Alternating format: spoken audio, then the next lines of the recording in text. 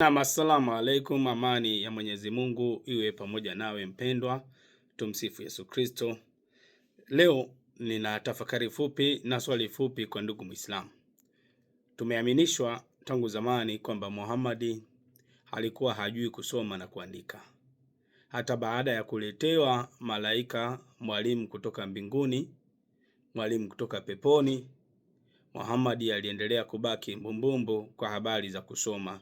Hakujua kusoma wala kuandika. Ndio imani ya Waislamu walio wengi. Alikuwa na mwalimu kutoka mbinguni kwa kipindi cha miaka 23. Pamoja na hayo, bado Muhammad aliendelea kubaki kujua kutosoma na kuandika. Licha kwamba ameambiwa ikra bismi rabbik, soma kwa jina la Mola wako, soma kwa jina la Mwenyezi Mungu ambaye amemfundisha mwanadamu kwa msaada wa kalamu. Lakini akaambiwa kwamba tutakufundisha na hautasahau. Lakini licha ya hayo, Islam bado anasema kwamba Muhammad alikuwa hajui kusoma wala kuandika. Ila Alhamisi moja kabla ya kifo chake, Muhammad amekufa siku ya Jumatatu. Sasa Alhamisi yake tunaelezwa maneno haya yaliyopo katika kitabu Al-Lu'lu' al-Marjan, hadithi namba 1059. Hadithi ya Ibn Abbas radhiallahu anhu kuwa amesema, siku ya Alhamisi, ni kitu gani kilitokea siku hiyo ya Alhamisi? Kisha akalia mpaka machozi yake yakaloweza changarawe. Akasema, Mtume wa Allah akazidiwa na ugonjwa siku ya Alhamisi, na akasema, nileteni zana za kuandikia, niwaandikieni maandishi, na hamtapotea baada ya maandishi haya kabisa. Watu wakaitilafiana katika hilo, na haifai kugombana mbele za mtume. Wakasema mtume wa Allah ni mgonjwa sana. Akasema, niachieni nilicho nacho, ni bora kuliko mnachoniitia.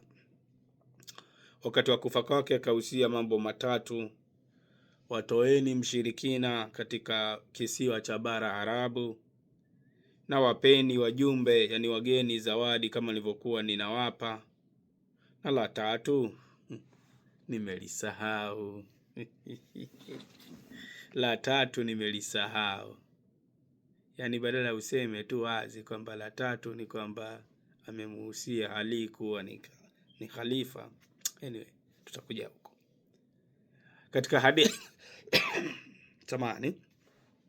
Katika hadithi inayofuatilia, hadithi namba 1060, anasema hadithi ya Ibn Abbas, amesema, kilipokaribia kifo cha mtume wa Allah sallallahu alaihi wasallam, na ndani yake kulikuwa na wanaume, mtume akasema, njooni niwaandikieni maandishi, hamtapotea baada ya hayo. Akasema, bila shaka mtume wa Allah.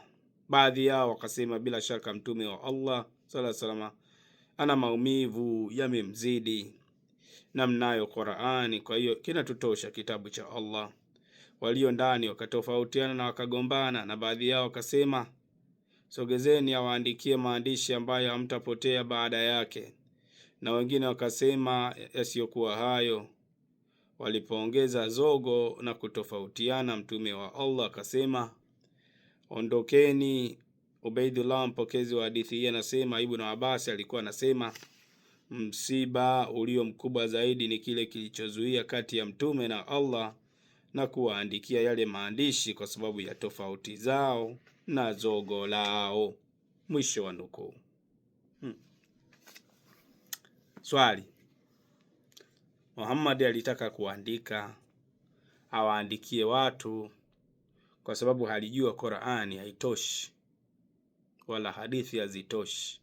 Akataka kuwaandikia watu, lakini kina Omar wakamzuia. Omar anasema mtume anawewezeka, mtume ni mgonjwa, mtume kapoteza fahamu. Amezungumza maneno mazito sana. Swali: vipi aitishe kalamu